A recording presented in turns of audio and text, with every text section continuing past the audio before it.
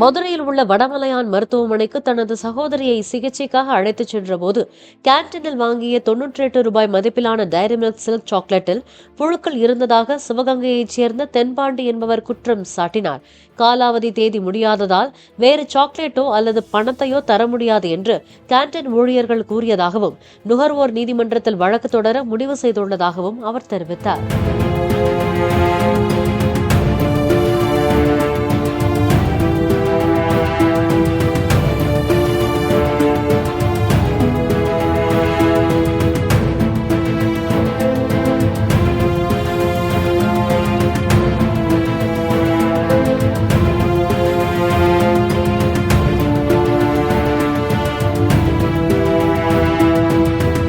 Play store மற்றும் app ஸ்டோரில் இருந்து பாலிமர் செயலியை QR கோடு மூலம் பதிவிறக்கம் செய்யுங்கள்.